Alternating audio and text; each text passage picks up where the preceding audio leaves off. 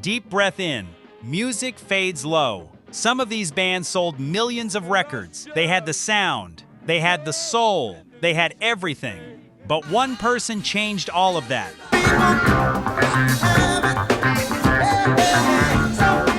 Not a rival, not the industry.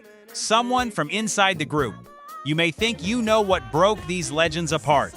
But the real story goes deeper than the headlines ever told you.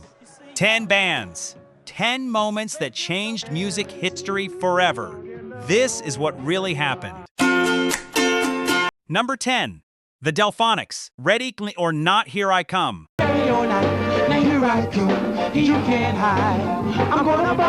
And yes, you already know this song, even if you cannot place the name right now. Trust me, close your eyes for a second. Picture 1968, a warm Friday evening. The barbershop is still open.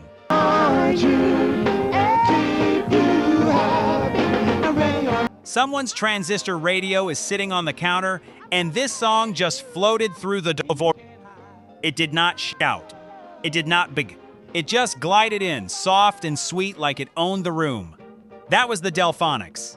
They brought a kind of soul that felt like a hug you did not know you needed.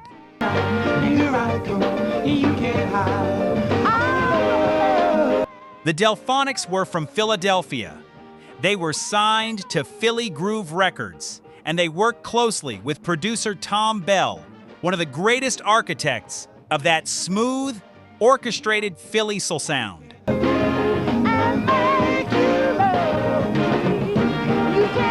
This track came out in 1968, and it peaked high on the R&B charts. Tom Bell layered strings over their voices in a way that felt like classical music and soul had found each other and decided never to part.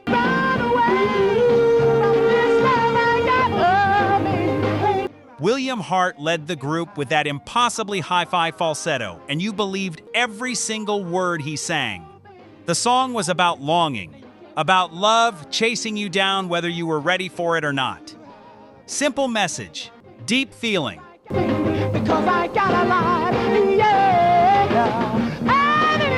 Here is something that will make you smile. The Delfonics were so ahead of their time that when hip-hop came along decades later, producers went back and sampled them like they were gold. And they were.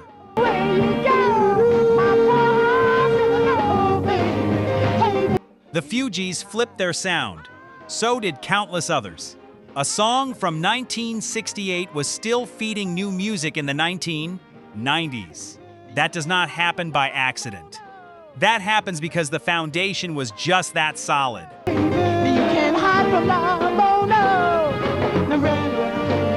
So why do not more people talk about the Delfonics today? Here is the honest answer.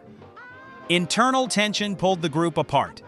William Hart, the creative force, had a complicated relationship with his brother Wilbert, and with the direction the group was heading. Here I come, you can't hide. I'm gonna find you. As the 70s rolled in and funk and disco took over, the Delfonics could not pivot fast enough. The label was not pushing them the way they deserved. They faded just when they should have been rising higher. And that is a real shame. Number 9. The Parliaments. I Want to Testify. Glory, glory, hallelujah. And this one right here is the beginning of one of the wildest stories in all of soul and funk music. You have to understand what 1967 felt like if you were young and black in America. Since I laid my good thing down. The civil rights movement was real and raw. Music was how people said what they could not always say out loud. I Want to Testify hit at exactly that moment. Yeah, my mother, groove on, brother. George Clinton and his group, the Parliaments, put out this track. And it was joyful, it was hopeful, it swung in a way that made you want to jump up. It felt like church, but in the best possible way. For we will not harm. The Parliaments had been grinding for years before this moment. George Clinton had been working out of a barbershop in Plainfield, New Jersey, writing songs and trying to get anyone to listen. Into his own my sister, yeah. They signed with Reviolet Records, and this single broke through, reaching number 3 on the R&B charts. It had a gospel feel wrapped in pop production, and Clinton's vision was just starting to crack open. Oh, she got her whole thing. Brother, now. What was underneath that crack would eventually become Parliament Funkadelic, one of the most important groups in the history of American music. Oh, he's got his own thing. The name Parliament came from a brand of cigarettes. George Clinton just liked the sound of it. That is the kind of man he was: playful, creative, never too serious about the things that did not matter, but deadly serious about the music. Got the whole thing. Wow! And when things went wrong with Reviolet, he did not quit. He came back harder. He always came back harder. Everybody's got the whole thing. Here is the problem. When the Parliaments hit with this song, a legal battle broke out over the name. George Clinton lost the rights to use the Parliament name for a period of time. That is a gut punch. Oh. You work for years, you finally break through, and then someone takes your name away from you. So Clinton regrouped, renamed, and came back as Funkadelic. What is soul? I don't know. The legacy of that original Parliament sound got buried under the later, bigger Funkadelic fame. But this was where it all started. If this song just hit you in that quiet place, don't let this moment be a one-time thing. Subscribe to Demo. We're building a home for real R&B and soul, the kind that heals, the kind that tells the truth. Hit subscribe and come back whenever you need a song that understands you. Every story you see here takes hours of digging, piecing together history, and bringing forgotten moments back to life. If you'd like to support that work, you can become a channel member. It's just the cost of a cup of coffee, but it helps us keep these stories alive, and for that, we're grateful. Number 8, the main ingredient. Everybody plays the fool. Everybody plays the fool sometimes. If you are over 45 and you have ever been in love, this song found you at least once, probably more than once. There's no exception to the rule. Listen. This is the kind of song that plays in the kitchen while somebody is cooking Sunday dinner. It is slow and wise and a little bit sad in the way that only real songs can be. Cuba Gooding Sr. Yes, the Cuba Gooding. The actor's father was the voice on this record. Baby, it may be factual, may be cruel. And he sang it like a man who had lived it, not just written it. That is what made it land so hard. The main ingredient were signed to RCA Records. The song came out in 1972, and it went all the way to number 3 on the Billboard Hot 100. I ain't lying. Everybody plays a fool. That is not a small thing. This was a pop chart crossover success as well as an R&B hit. Producers Bert DeCoteau and Tony Sylvester crafted something that sounded timeless, not trendy. Falling in love is such an... The song is about the universal truth of heartbreak. No one escapes it, no matter how smart or careful you are. People are still putting this on playlists today because that truth has not changed. An easy thing to do, and there's no guarantee. The group had gone through a painful lineup change just before this record. Donald McPherson, their original lead singer, had passed away from leukemia. Cuba Gooding stepped up into that role carrying real grief. That the one you love is gonna love you. Some music scholars say you can hear that grief in his voice on this track. It is not just a performance. It is a man singing through something heavy. That is why it reaches you.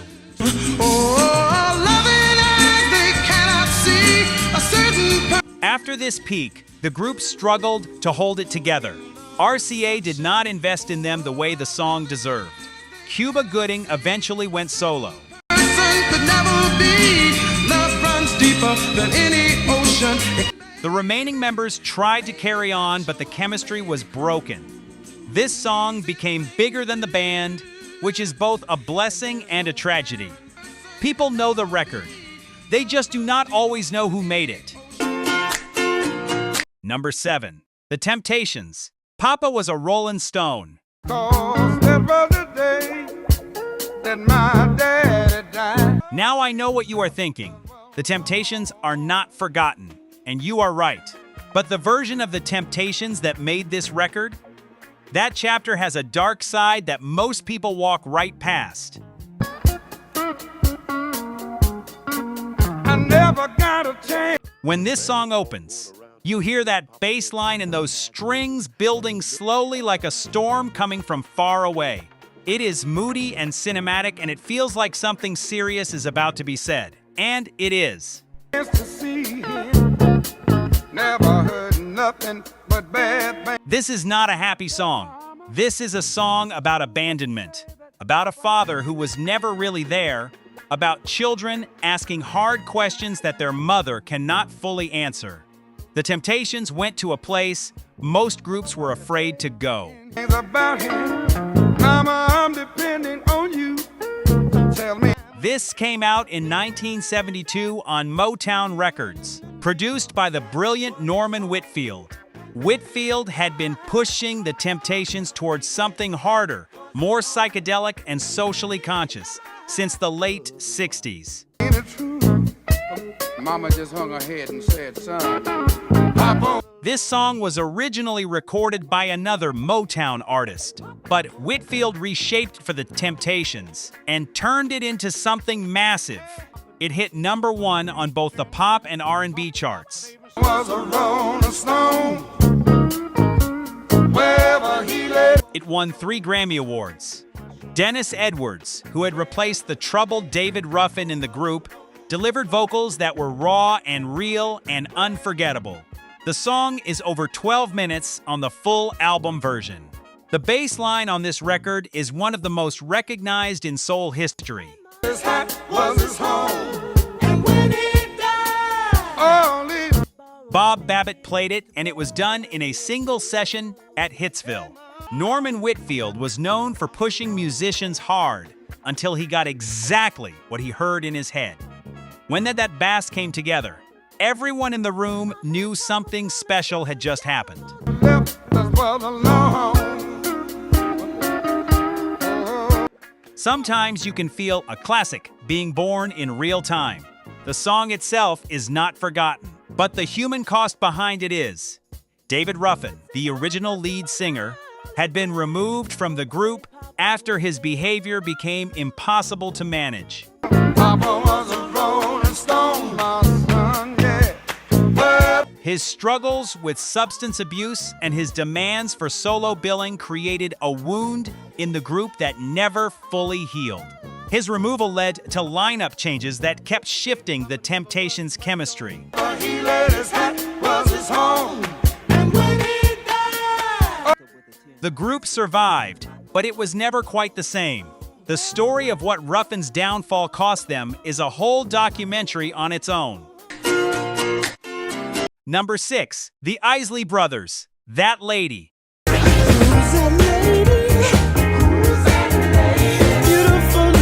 And if you want to talk about a group that survived everything record label politics, lineup changes. Decade after decade, the Isleys are the ones you call.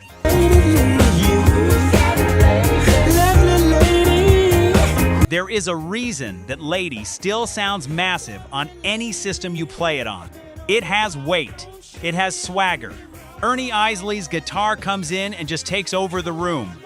This is 19C3 soul funk at its most confident.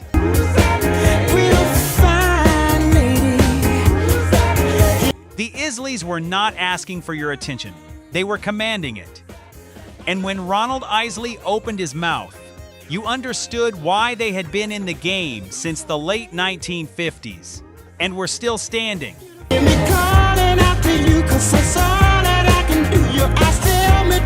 The Isley Brothers were on T-Neck Records, their own label by this point. That matters. It meant they controlled their music in a way most black artists in that era never got to. The super juicy look, yeah, but don't touch, baby. That Lady was a rework of an earlier song they had recorded back in 1964. The 1973 version was a complete transformation, harder, funkier, fully electric. No, don't touch. It reached number 6 on the pop charts and number 2 on R&B. Ernie Isley's guitar work drew direct comparisons to Jimi Hendrix, who had actually toured with the Isleys earlier in his career and been deeply influenced by what he heard and saw in their rehearsals.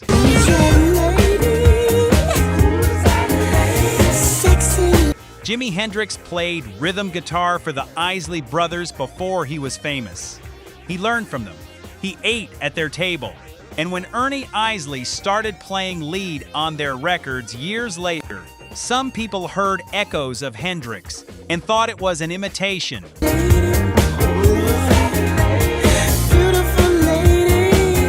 It was actually the circle completing itself. The student honoring the teachers who fed him. The Isley Brothers themselves are not forgotten.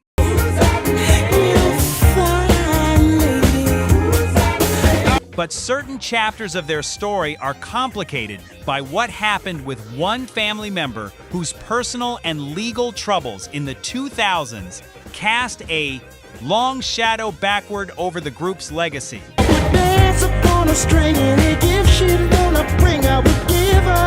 For the fans who were there for the music, it is painful, because the music deserved better than the headlines it sometimes gets swallowed by. Number 5, The Impressions. People Get Ready. People get ready. There's a train. And I need you to understand something before I say another word. This is one of the most important songs ever recorded in America. Not just in soul, in all of American music. You don't need no tickets. Get on road. It is 1965. The civil rights movement is at its height. People are marching. People are being beaten in the streets. People are afraid and angry and still, somehow, still hoping. And then Curtis Mayfield writes this song. All you need is a faith. It starts with just a guitar and a voice, and it sounds like a prayer that finally got an answer. There is no anger in it. There is only faith. And that combination, that quiet certainty in the middle of chaos, is what made it become an anthem. You hear the diesels humming. You don't need no ticket. The Impressions were on ABC Paramount Records. Curtis Mayfield wrote and produced People Get Ready, and it reached number 3 on the R&B charts and 14 on the pop chart. But the chart position does not tell the full story.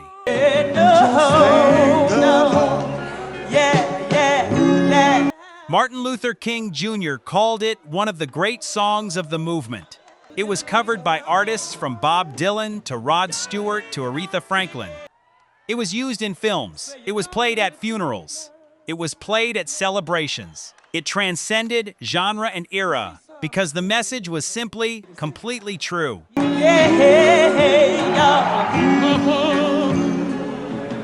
Curtis Mayfield played guitar on this track in an open tuning that he developed himself. He had taught himself to play and created a style that nobody else could quite replicate. People get ready. When session musicians tried to cover his parts, they often could not get it to feel right because the feel came from something personal, something that lived in his hands and his spirit. You cannot copy that. You can only be moved by it. As a train to Jordan now, picking up passengers. Curtis Mayfield eventually left the Impressions for a solo career. which was the right move artistically. But without him, the group slowly faded. You see, y'all, faith is the... The members who stayed tried to continue, but the identity of the Impressions was always tied to Curtis. When he left, something irreplaceable went with him. Key. Open the doors and waters. And the tragedy that later befell Curtis Mayfield personally when a lighting rig fell on him at a concert in 1990. Room for all, Leaving him paralyzed added a layer of grief to his whole story that makes things listening to this music both beautiful and heartbreaking. Number 4, Sly and the Family Stone, Stand. In the end, you still be you. And right now I need to deliver on something I promised you earlier, because this is the one. This is the entry where the story of one person's fall gets ugly, gets complicated, and gets real. One that's done all the things you set out to do. 1969, Woodstock. 500,000 people in a field in upstate New York. Most of the acts had played it safe that weekend. And then Sly Stone walked out at 3 in the morning with his band and played like the sun was high in the sky.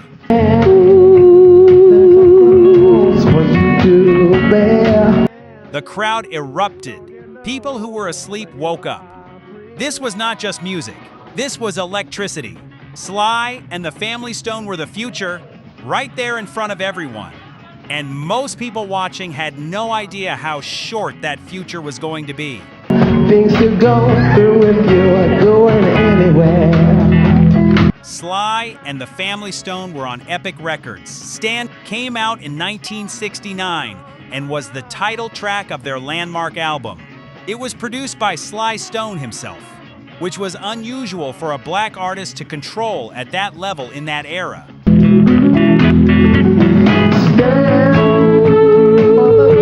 The song reached number 22 on the pop chart, but it was everywhere culturally.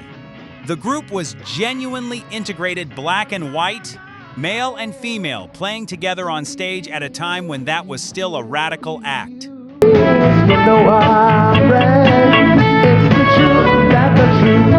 The music was joyful and political at the same time. It sounded like what America said it wanted to be.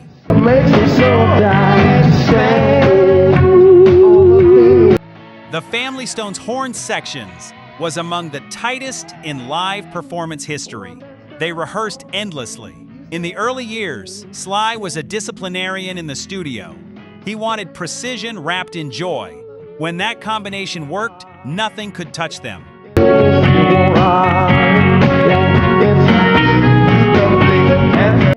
The tragedy is that the same intensity that made the music great was also what made the personal dynamics inside the group unsustainable.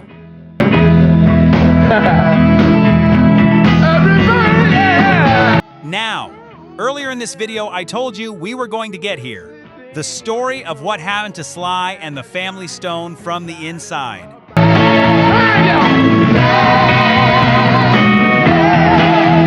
Remember I mentioned at number 9 that the Parliament's legal battle connected to something later? Both stories involve the same theme, the person at the center of a great creative enterprise becoming the agent of its destruction.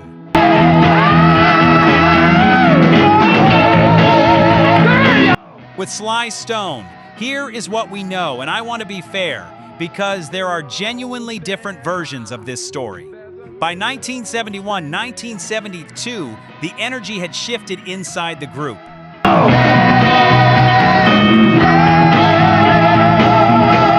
In interviews over the years, multiple band members have described Sly becoming increasingly withdrawn, erratic, and difficult to work with.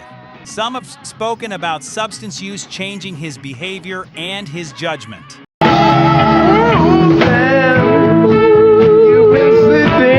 Some have spoken about new people in his circle, influencing decisions in ways that were destructive. There are different versions of who exactly was responsible for what.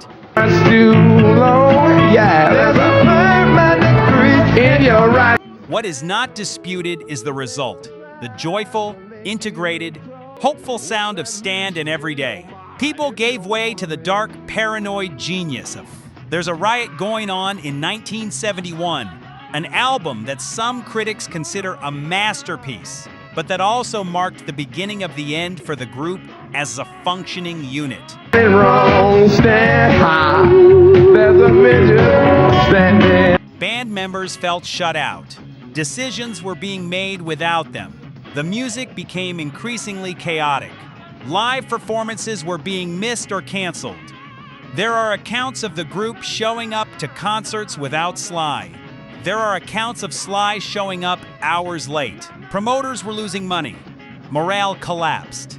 And a giant beside him about the ball. In interviews, it has been said that Sly surrounded himself with an inner circle that replaced some of the original Family Stone members. Some original members have spoken about feeling pushed out of a group they had built from the beginning. Rose Stone, his sister, has given interviews over the years that give you a sense of how painful those years were from the inside.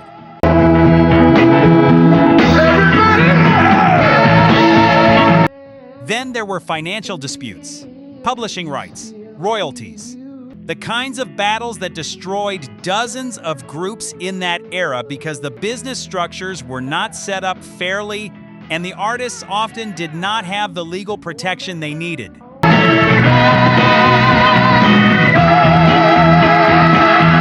The cultural impact of what was lost is enormous. Sly and the Family Stone were showing America something it desperately needed to see, that integration was possible, that joy was possible, that music could be bigger than race and bigger than gender.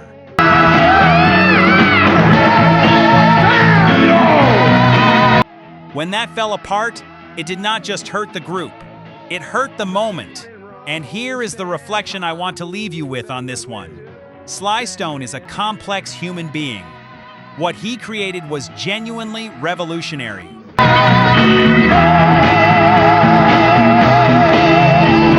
The darkness that came later does not erase the light of what came before, but it does show us how fragile something beautiful can be when the person holding it together stops being able to hold themselves together.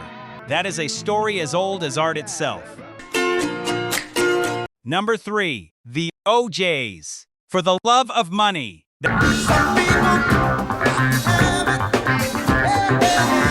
That bass line. You already heard it in your head before I finished saying the title. Philadelphia, 1973.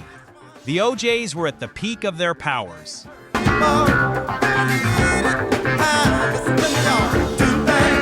They had been grinding since the early 1960s, a decade of near misses and label changes and lineup shifts. Then Kenny Gamble and Leon Huff at Philadelphia International Records got hold of them.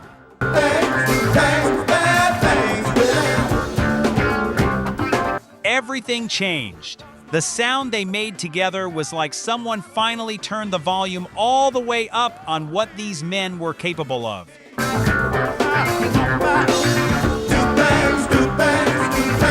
Philadelphia International Records was a label that Gamble and Huff built specifically because they believed black artists deserved to control their own sound and their own business.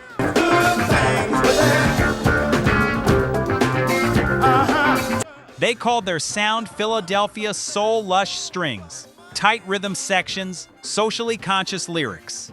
For the Love of Money came out in 1973, and it hit number 3 on the R&B chart.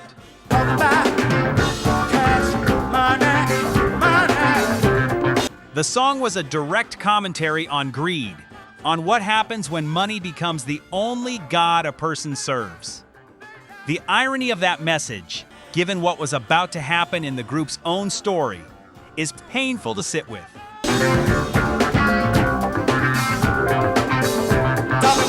You know this bass line from television. It became the theme music for The Apprentice for over a decade.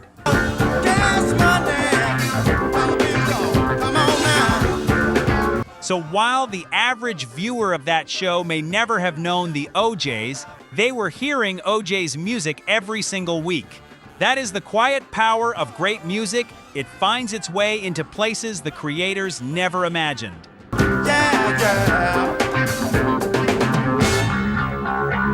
The OJs themselves are not fully forgotten among serious soul fans. But the drama around one founding member, who was asked to leave the group due to behavior that other members found impossible to continue alongside,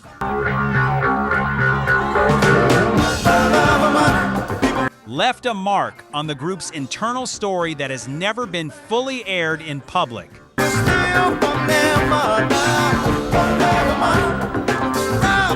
The men who stayed have been gracious and dignified about it over the years. But the wound was real. A group that could have been even bigger was diminished by one person's choices. Number 2.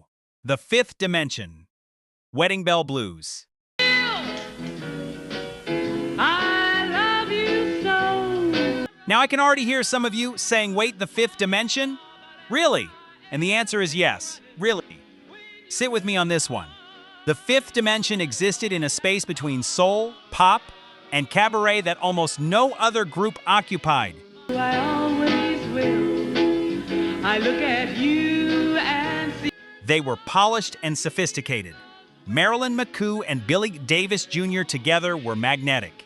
Florence LaRue brought elegance. Ron Townsend brought power. And Lamonte McLemore held it all together with his voice and his vision. See the passion eyes of May.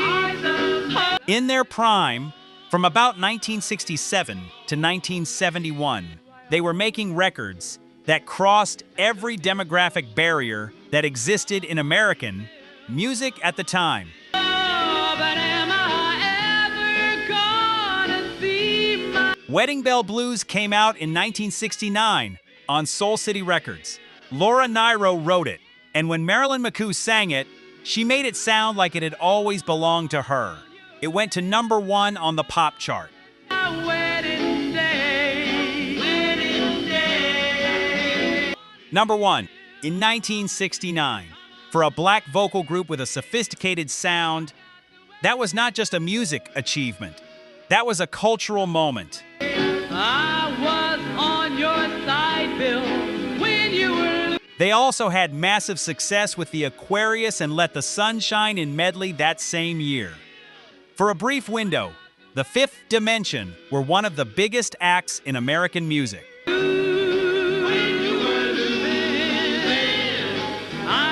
Laura Nyro, who wrote many of their biggest hits, was a young white singer-songwriter from the Bronx who had a complicated relationship with fame. She preferred writing to performing. I never scheme or lie, Bill. There's been no fool. The Fifth Dimension gave her songs a life she could not or did not want to give them herself. It was one of those rare, beautiful collaborations where everyone involved got something essential from the exchange.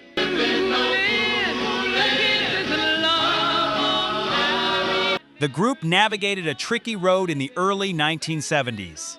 Marilyn McCoo and Billy Davis Jr., who were married in real life, eventually left to pursue a duo career. That departure took the group's most recognizable faces and voices.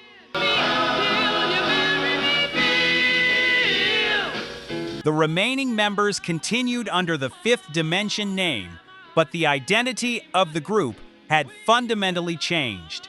I love you so, I always will. The person whose behavior had accelerated that split, whose decisions inside the business structure of the group, created friction that even McCoo and Davis could no longer work around, has been spoken about carefully but clearly in various interviews over the years. And in your voice I hear a choir of cats. The full story has never been told on a platform like this one. Until now, If this song just hit you in that quiet place, don't let this moment be a one-time thing. Subscribe to Demo. We're building a home for real R&B and soul. The kind that heals, the kind that tells the truth. Hit subscribe and come back whenever you need a song that understands you. Every story you see here takes hours of digging, piecing together history, and bringing forgotten moments back to life. If you'd like to support that work, you can become a channel member. It's just the cost of a cup of coffee, but it helps us keep these stories alive, and for that, we're grateful. Number 1. Marvin Gaye and Tammi Terrell. Ain't No Mountain High Enough. Listen, baby, ain't no mountain high, ain't no... And if you think you already know this story, I need you to stay with me.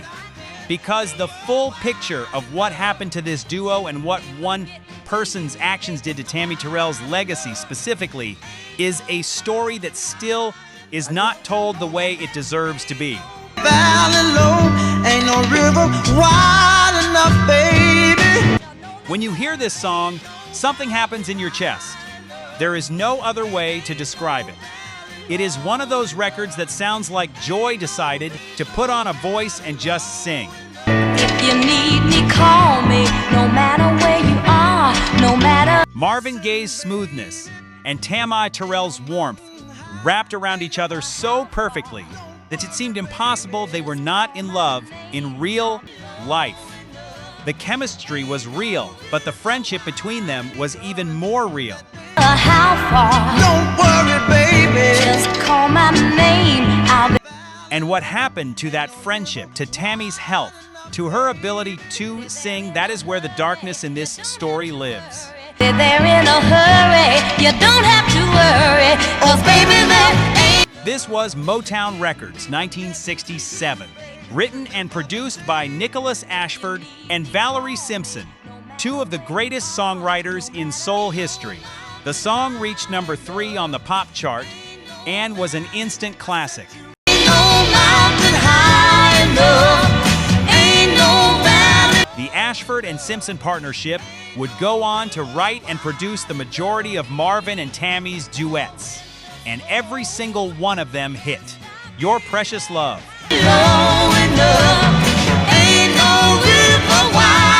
Ain't Nothing Like the Real Thing. You're All I Need to Get By. These are not just good songs. These are songs that define what soul music can be at its highest point.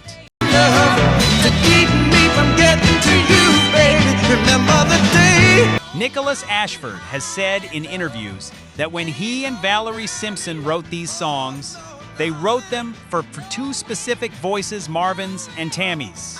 They were not interchangeable templates. I set you free. I told you you could always count on me. They were designed to capture something specific about those two human beings, their warmth, their openness, their genuine affection for each other. When you hear the songs with that context, they hit even deeper.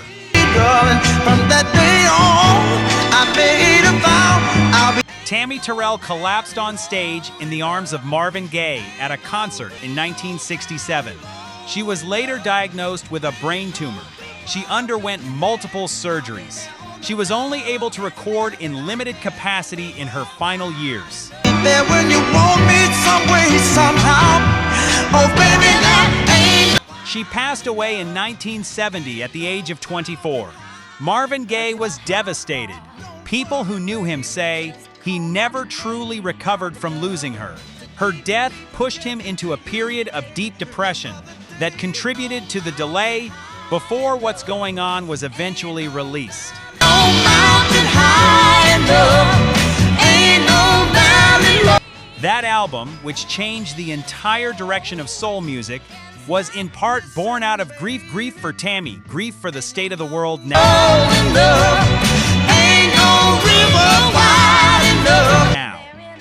The shadow in Tammi Terrell's story.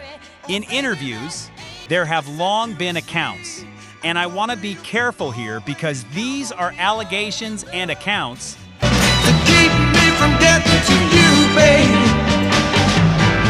not court findings there, have long been accounts from people close to Tammi that a relationship in her personal life, a relationship with a powerful person, was abusive and contributed to her physical deterioration. Her family has spoken about this over the years. Oh, no, darling. No wind, no rain. There are different versions and different levels of corroboration. What is not in dispute is that Tammi Terrell was a 24-year-old woman of extraordinary talent who is often remembered only in relation to Marvin Gaye, rather than as an artist in her own right. All winter's cold can stop. She had a solo career. She had hits as a solo artist before the duets.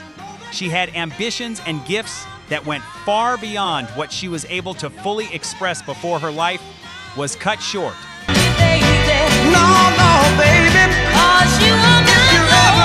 The person or persons whose actions, whether professional, personal, or some combination of both, contributed to the conditions under which she suffered, have never been fully held to account in the public record. I'll be there on the double. Just send for me, oh babe. The music industry of that era had structures that protected powerful men and left young women with very little recourse.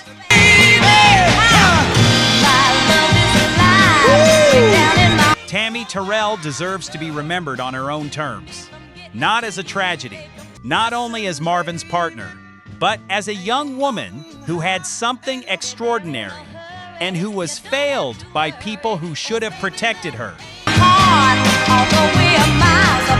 If you ever need a That is the #1 story on this list. Not because the music is the most obscure, but because the human cost was the highest. And because the person responsible has largely avoided the kind of reckoning that Tammi's story deserves.